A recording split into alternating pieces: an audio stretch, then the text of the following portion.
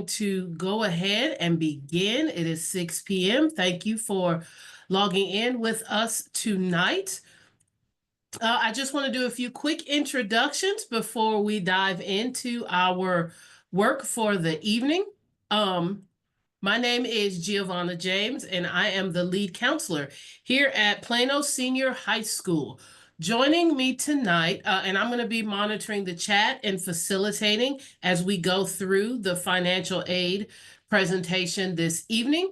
Joining me tonight to talk to you all about financial aid and FAFSA and everything that involves is Miss Dana Hannibal, and she's coming to us from Collin College as a financial aid specialist. She's going to be doing the bulk of the presenting tonight and teaching us everything that she can about the financial aid process. Now, though she is from Collin College, even if Collin isn't going to be where you're going in the fall, the information that she's going to provide, you can really apply to the vast majority of schools that you might be attending. But we partner with Collin because we do send a lot of students their way, and they are great partners with us. But I do want you to keep in mind that even if Collin isn't your destination, the information you're going to get tonight will apply. So again, I'm the lead counselor here at Plano Senior High. When you get those emails and newsletters from the counseling department, they're coming from my office, and we are happy that you are here. I've put an attendance link into the chat. I would love it if you would click that link to just give me an idea of how many people that we have joining us tonight. I am also recording this presentation, and so after tonight is over and I'm able to upload it, you'll be able to have a recording that you can go back and reference. Okay, as we're going, if you have questions, I'm going to ask that you put those questions in the chat or that you hold them to the end. Ms. Hannibal is going to give you lots of information, and there's a very good chance that the question you have, she's heard it before and will be somewhere in that presentation. So she's gonna be talking. I will be monitoring your questions in the chat, and then if we have time at the end, we can do some questions for the group. Okay, that said, I am going to turn it over to you. Thank you. So as Ms. James has said, I'm Dana Hannibal. I am a financial aid advisor here at Collin College. And I will be going over some financial aid information. So we're starting off with what is financial aid? Financial aid consists of funds provided to students and families to help pay for post-secondary educational expenses. You can go to the next slide.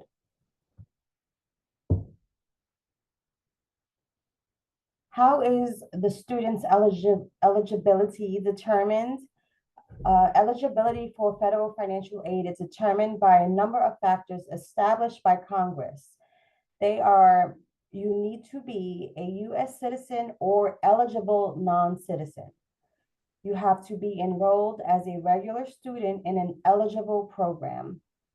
It's a financial aid eligible program.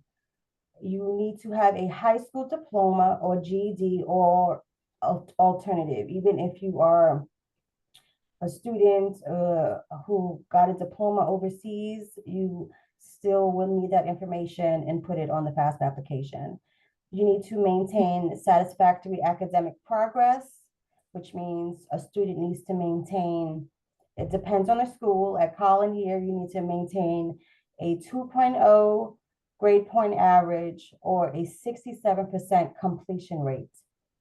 You need to not owe money back to the Department of Education, which means if you withdrew from school or if you weren't getting good grades, sometimes you may owe the Department of Education back the funds that were dispersed to a student. So in order to continue receiving the aid, you need to pay those funds back before you apply for another semester. You also need to certify that you will only use federal aid for educational purposes. You can go to the next slide. So the types of aid the student is eligible for determined by several formulas also decided by Congress. The first formula is the one that determines a student's student aid index, or SAI, and is used by the FAFSA processing system after the student fills out the FAFSA application. So when a student wants to know how much financial aid they are to receive, that information comes from what the student inputs in the application, and it's usually identified by the family or the household's income and the household size. Usually those two factors are what determines a student's eligibility to receive financial aid. The second formula is one that determines if the student qualifies for need-based aid, which, for example, is a grant, a Pell Grant, a state grant, and it's used by the school once they receive the student's FAFSA. So of course, you need to complete a FAFSA or TASFA application in order to receive aid at your institution of choice. Next one. So what is the student aid index? As mentioned, it's an index number used to determine a student's eligibility for certain types of federal aid. And it's also based on the answers the student will input on their FAFSA application. So it's the student's contribution. So once you do a FAFSA application, if most of you have not done a FAFSA application, it's the student information. So both student and parent needs to create an account, which I'm sure we'll probably go through in the slides, and the parent's contribution. So if a student works, you know, they will need to input that information, and the parent information, the parent contribution, the parent would need to provide their income information as well. Next slide. So aside from the SAI or student aid index, the cost of attendance also determines a student's eligibility, which means that there's direct costs and indirect costs, right? So the direct costs will be student fees, housing and food, books and supplies.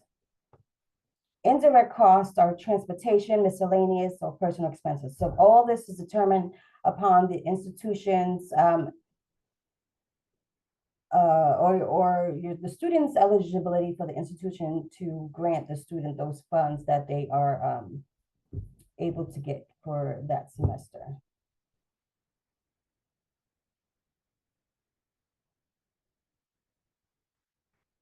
Does it say that I'm speaking in Spanish? I don't know. I got this notice. I'm gonna just confirm English. No, I'm here in English. Okay. So how do students determine financial need? That is the cost of attendance, which we just went over, the indirect cost and direct cost, minus the student aid index, which is the number that is received after the parent and student has completed their FAFSA application. That will equal the financial need, or the amount of aid a student is granted for the academic year. Are there any questions so far? No, I don't have any questions in the chat so far. I do have a question. Oh, Yes. My son, he's deaf. So they told me, like, if he's going to college, they're going to help him with, like, he doesn't have to pay. Is that true? I'm not. So that could depend very much on your situation. I would encourage you to reach out to your high school counselor and bring a copy of your financial aid award letter, and your counselor can look at that with you and help you interpret the things that that she was talking about, like your cost of attendance compared to your student aid index. But that really varies from student to student. And without seeing your financial aid award letter, we couldn't answer that kind of question here tonight. But I encourage you to reach out to your high school counselor, and he or she can help you read that award letter. Okay, so there are two types of financial aid, the self-help aid and gift aid. Self-help aid is the aid you either have to earn or pay back. Gift aid are is the aid that, is kind of granted to the students where they don't have to pay back, which is considered like free money. So for loans, the student must not be in loan default, and it could be funded by the federal government. A student must be enrolled in at least half-time credit hours, which is like 6 or 2 classes. And the amount varies according to the student's academic standing, which is freshman, sophomore, etc. Work study is also funded by the government. A student must work on campus at least part-time to be eligible for work study. They must have a financial need. So of course, the financial need is based off of the student's student aid index. A student must be enrolled in at least half-time to be eligible for work study. And have made satisfactory academic progress, which is, again, the 2.0 they have to maintain here at Collin, and a 67% completion rate. You can go to, I don't know if your next slide is different from mine. Actually, can you go back to that previous slide? Yes, that one with the pie. So I wanted to touch on scholarships and grants. Scholarships are college merit-based, so it's important to try to get as much funds as possible for your student or yourselves, if you are a student on here, because not only can you receive financial aid if you're eligible, you may also be eligible for scholarships within your institution. And, that's based on, it could be academic achievements or specific standards based on the scholarship grantor.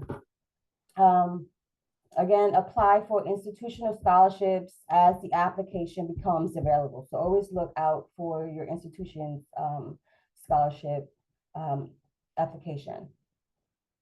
For non-institutional scholarships, you can go to a website, careeronestop.org, and just make sure you watch out for scams.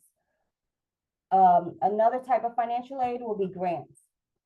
So grants is basically free money. We're not supposed to say free, but grants are granted to a student and you do not need to pay them back, as well as scholarships. That's why it's gift aid. You do not need to pay these types of aid, financial aid back. For a grant, you must submit a FAFSA application or a TASFA application. Your eligibility, again, is determined by the cost of attendance, whether you're full-time or part-time enrollment student, and also determined by your student aid index. Okay. So the sources of financial aid, there's federal government aid, which is the FAFSA, completing a FAFSA and the Stafford loans. So when you complete the FAFSA, you're eligible for work study, scholarship, grants, and loans. And the state, depending on where you go to college, right? The state also has their own grants that they may grant to a student. Your college or university, again, they have, foundation scholarships within the institution. So always make sure, you apply, whether you think, you may not be eligible to receive it or not, give it a try. There's private sources, which will be like a personal bank, personal or private banks. They may help fund your educational needs, financial needs. And employers give out tuition assistance or reimbursements.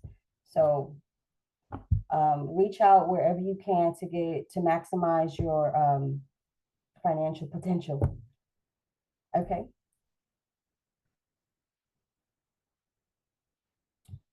So to fill out a FAFSA application, you will need to go to FAFSA.com. I'm sorry, FAFSA.gov. There's also studentaid.gov. They just made it easier for everyone and made it FAFSA.gov. So for 25-26 academic year, the FAFSA was open to be filed on December 21st. December 1st, 2024. It uses the income information from 2 years prior. It's always 2 years prior. So they're going by your 23 tax information. An FSA ID is required, which is basically a FAFSA account for one student and for one parent. Typically, the application opens October 1st, but I know they were revamping the application, so they opened it in December. So it's always important to see as soon as the application opens. I always encourage students to start filling out the application then, because you will maximize your potential in getting more aid. So in most cases, you would need both parents to obtain an FSA ID. I'll go over the deadline. In most cases, I can't see now. Hold on.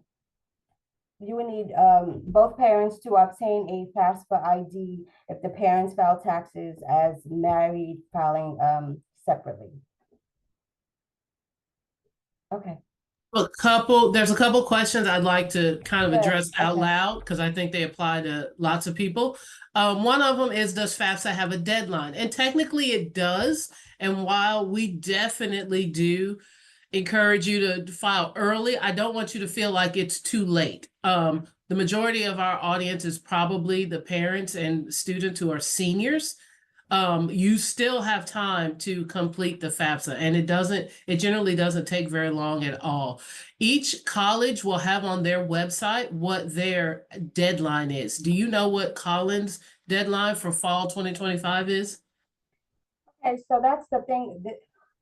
There's only priority consideration, right? Priority consideration is to fill out your FAFSA before February, right? And that only means because it gives you the best possible aid package. But FAFSA deadlines ends June 30th. So if you feel like you're not ready to start in the fall, as long as you do it for the academic year. If you feel like you're not ready to start in the fall, then you can start in the spring. If you feel like you're not ready for the spring, then you can start in the summer. So the deadline is June 30th.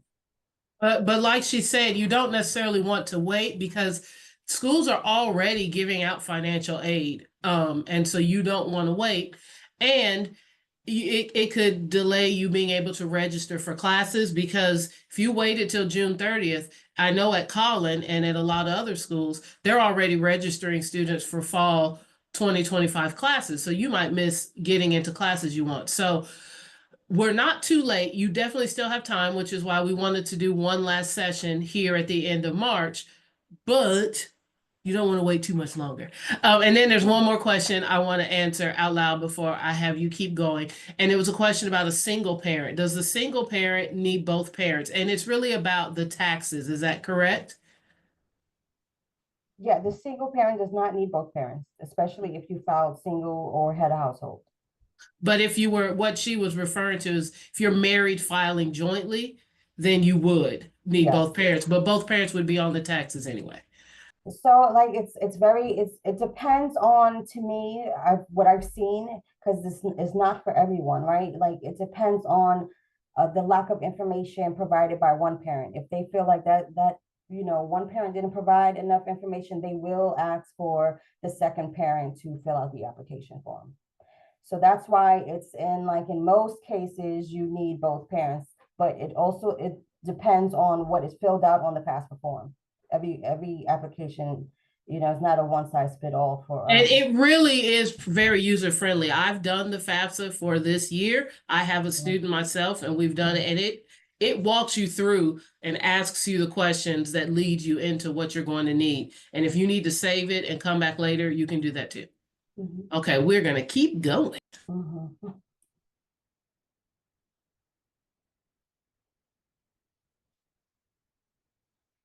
Okay, so who is the parent of record?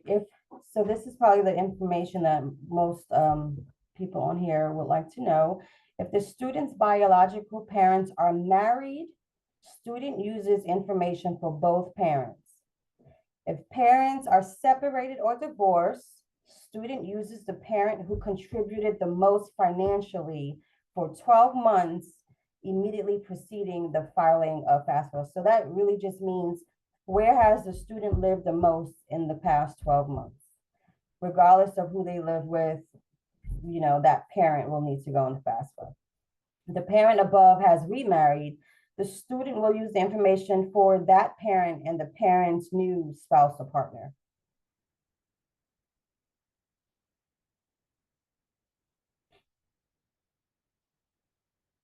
So gathering information, the things that you need to fill out the FAFSA form will be social security numbers, date of birth, your citizenship status. So let's just say you are a eligible non-citizen. Make sure you put your A number, your alien number on the FAFSA form. Make sure you indicate that you are an eligible non-citizen. Usually eligible non-citizens will get verified by the institution. So make sure all that information is up to date. The marital status of the parents. Some students do not know what the parents' marital status is. So, get this information from your folks at home. Your earned income or tax information, and this depends on the filing status for students and parents, because both, they do ask for the student's filing status as well. So for most tax filers, FAFSA will automatically bring IRS tax information via a process called FA Direct Data Exchange. So make sure when you start filling out the form, you consent to have those documents inputted into the FAFSA application. It makes it very easy to finish the application. You could finish the application within 5 to 10 minutes if you do that. Make sure you have your asset information and college information. You can put I think up to 20 colleges on the application. But you will need like the college information, the college school code, all that information to make it seamless for you. I just want to stress that again, you as the student, you want to have the list of all of the schools that you are applying to so that your FAFSA can be sent to all of those. And you can enter up to 20 schools. So any school you've applied to, go ahead and send them your FAFSA so they can generate a financial aid award letter for you. And because she has mentioned so many tax documents and income documents, this is the kind of thing that the parent and the student will do together. If the student has done most of their college applications on their own, that's fine. But when it comes to the FAFSA, this is going to be a joint process. I just wanted to, you were saying something about, I wanted to touch on something you were just saying. I'm sorry, I just lost my Is it about the 20 schools? Or the Oh, parents? yes. Okay. So with the 20 schools, even though you can add that many on the application, you can only get financial aid, because this is a question that comes up a lot, at one institution. So because and you just want to make sure that you let your institution know that you are attending one school, because it just messes up the whole process for you and when you're attending school. So you can only get financial aid at one institution at a time. That's a good point. And because our audience is mostly seniors who still haven't decided where they're going to go, that's why I wanted to stress to list all your schools, but you will only accept the financial aid from one school. Yeah, I mean, yes. And yet you can log in and apply and add more schools later. Like if you Right. did the FAFSA already, but then you've now decided to apply to a different school. I'm replying to a question I got in the chat. Yes, you can then go back have the student go back into their FAFSA account and add that school to send it. And you'll only accept the financial aid from one school. Right. So the FAFSA processing results. So you do your application at FAFSA, which is, Department of Education. They are in control of this application. Then after that, after the application is completed, it takes about 3 to 5 days after processed and goes to the institution. And then the institution will then award the student if the student is enrolled at their school.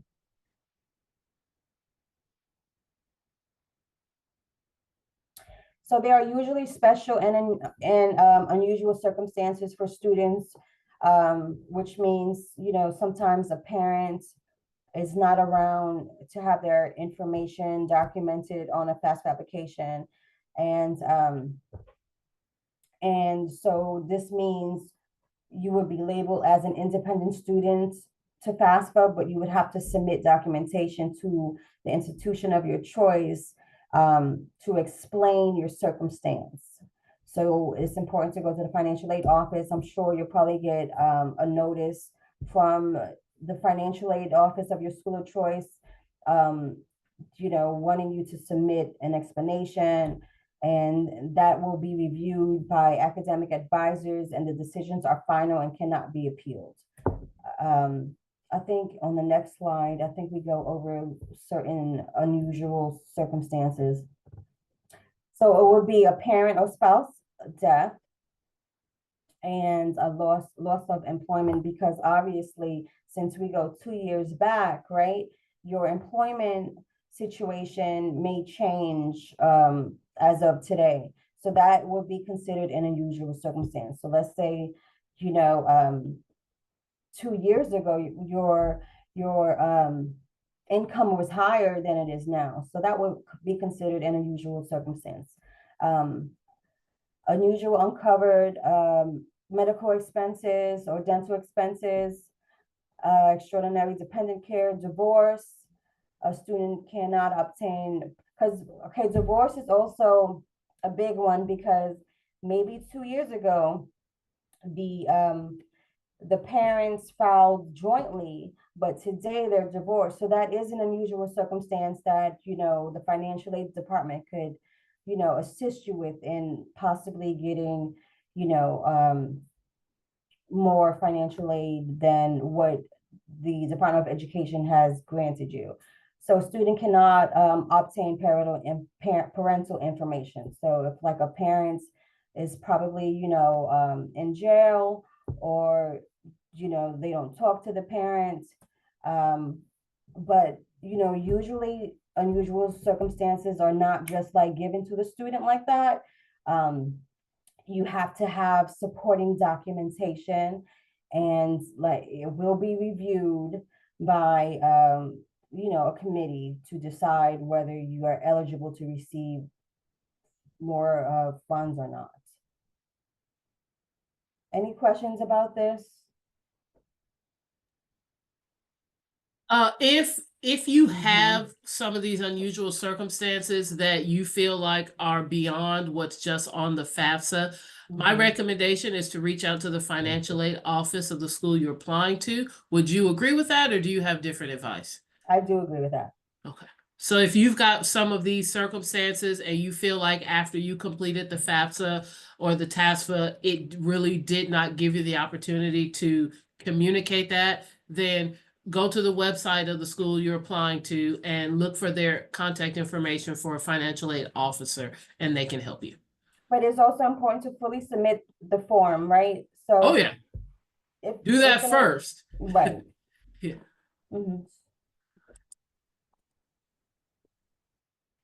Okay, so what is the difference between FAFSA or TASFA?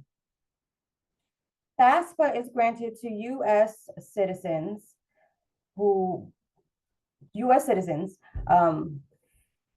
a permanent resident with an alien registration card. So you have to have all these documents, and they all must be up to date.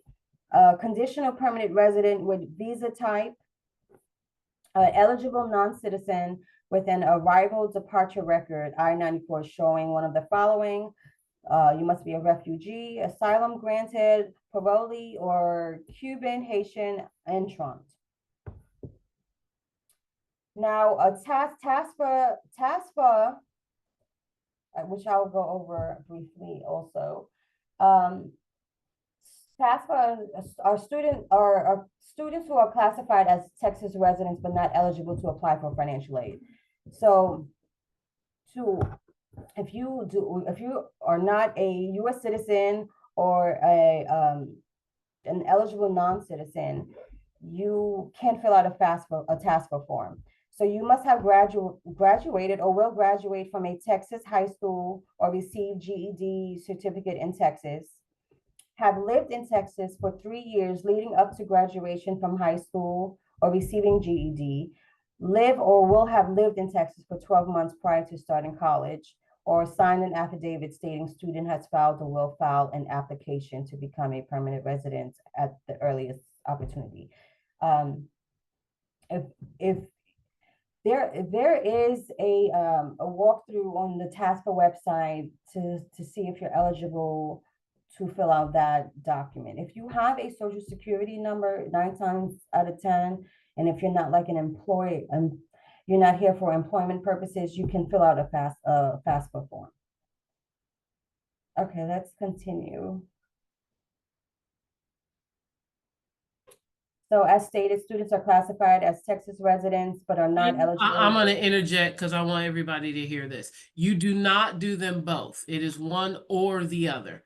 And if you go to the FAFSA website and you start it, it'll stop you if you're not eligible. If you don't meet the U.S. citizen requirements, it will stop you and tell you that you are not eligible as a citizen or an eligible non-resident to do the FAFSA. And if that's the case, so you're going to switch and go to the TASFA website.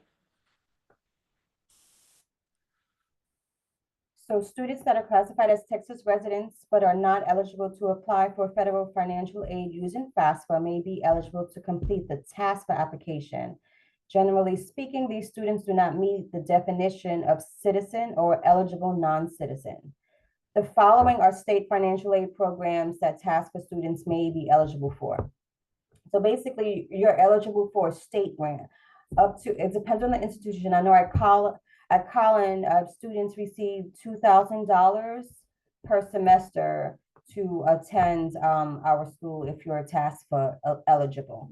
So it all depends on your college. So make sure you contact the financial aid department at the college of your choice to see what you're eligible for with TASFA. And there are requirements that you have to do with admissions in order to receive these funds. Some folks got these funds taken away from them because they didn't complete the full requirements that was asked of them. So make sure you are communicating with your financial aid department. So the application can be found at the Texas Higher Education Coordinating Board. It's better to do it online because it's faster. If you mail it to us, like, you know, it's a longer process. So just do your task online. You can use this QR code that's presented before you as well. Excuse me. Okay, scholarships. I know I mentioned scholarships earlier. Is money given by individuals, companies, or organizations based on need, merit, or some other qualifications is considered gift aid, which means it's free money. You do not have to pay it back, and does not necessarily require you to fill out a FAFSA, but you must check. I know some schools I worked at previous institutions. Some institutions would like you to fill out a FAFSA form. Check with your financial aid department because it's not always the case. I know at Collin, it's not the case where you have to fill out a FAFSA form to be considered for scholarships, but other institutions, you may need to fill out a FAFSA application.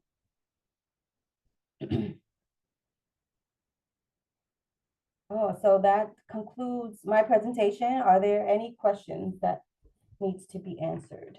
I want to, first off, thank you so very much for having lots of information, but keeping it, this can get so complicated, and you kept it to the important parts that they need. When it comes to scholarships, we have a big listing on our website, and it comes through our newsletter that you get from me every month. And some of the scholarships, have their deadlines have passed, but there are some that are still available. So if you check out that scholarship listing, you'll be able to see a lot of them. And I'm actually going to link our financial aid newsletter. You may have seen this already, but if you haven't, it essentially summarizes much of what Ms. Hannibal shared with us tonight, and it gives you all the links to the FAFSA and the TASFA, how to make the ID, all of that. Okay. So that said, I think I'm going to open it up that if you would like to ask a question, you are welcome to do so. And if you have any questions, our email address is right there. There is a financial aid advisor that answers the emails every day.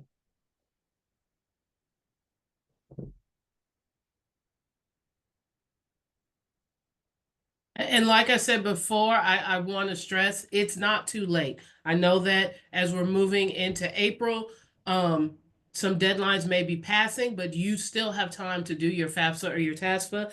And I also want to remind you guys that here in Texas, it is a graduation requirement that high school seniors complete either the FAFSA or the TASFA and submit proof of completion to their high school. So if you got an email from Plano Senior High about tonight's event, it's because we still don't have your FAFSA or your TASFA on file. So we want to make sure that you're getting access to all of the financial aid that you qualify for.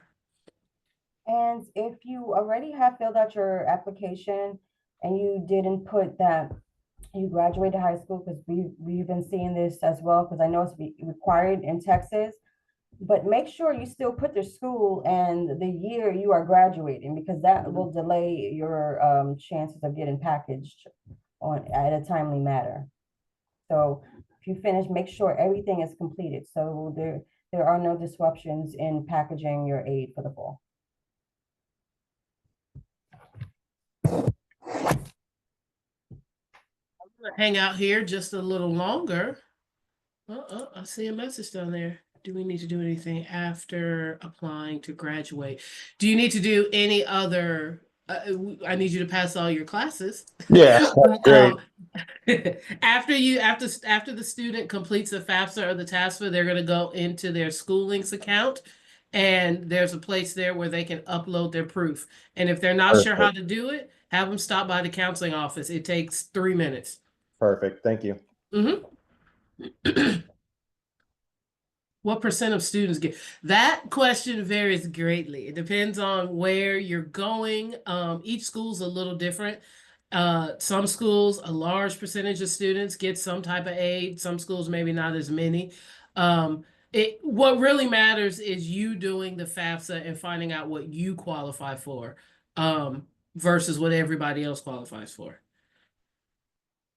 And for depending on the school you're going to, you can look at their website and they can, often schools will have that kind of information, what percent of their students qualify for some type of aid, but it depends on the college.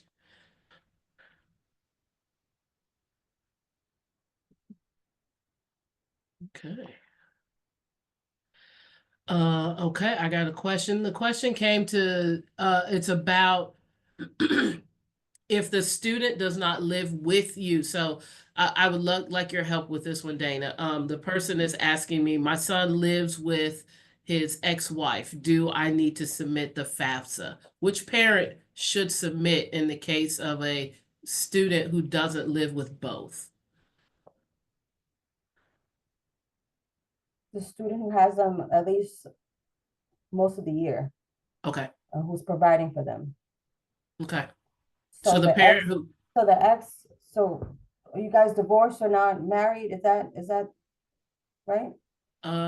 the question, it just says, my son lives with my ex-wife. Do I need to, they're divorced. Yeah, so if she has primary custody, then the ex-wife will have to go on the FAFSA. If you guys are divorced, but like I mentioned, right, in 2023, if you were still married and filed jointly, that would be considered a special circumstance. But initially, just the one parent needs to go on the FAFSA form. Did that And explain? and the student kind of starts the FAFSA. The student kicks it off and enters a lot of information, and then it'll start asking questions like, which parent do you live with? Which parent provides the majority of your support? And if it's a 50-50 situation, then it'll kind of guide the student into which parent to enter. So the student's going to start, and then the parents kind of come in. And I'm speaking from experience. I've done the new FAFSA as a parent, and it really does guide you through all depending on your circumstances. Okay.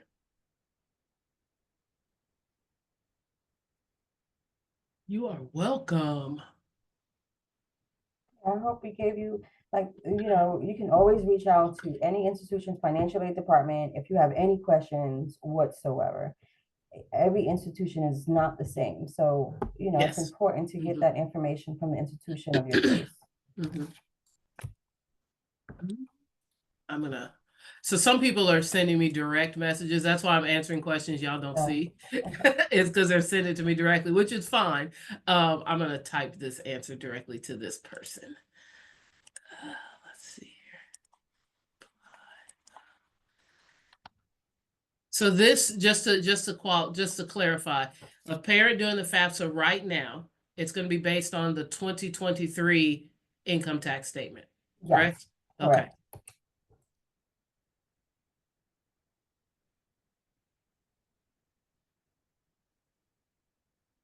And you will need to do the FAFSA every year. So because our audience is high school seniors, I don't want you guys to think that we just do it this year and then we don't have to do it anymore. You will need to redo it every year that you're in college to keep getting your financial aid. Yeah, just a mental note. Every October or December, this year was December, it but was it's December. usually every October. Yes. Just take a mental note. I need to do my FAFSA application. And your college is going to remind you, your student needs to be checking their school email because your college is going to remind you to do your FAFSA. So the way that the accounts work, and because again, I know I keep saying this, but because we have mostly high school students, these parents are used to kind of doing all the stuff.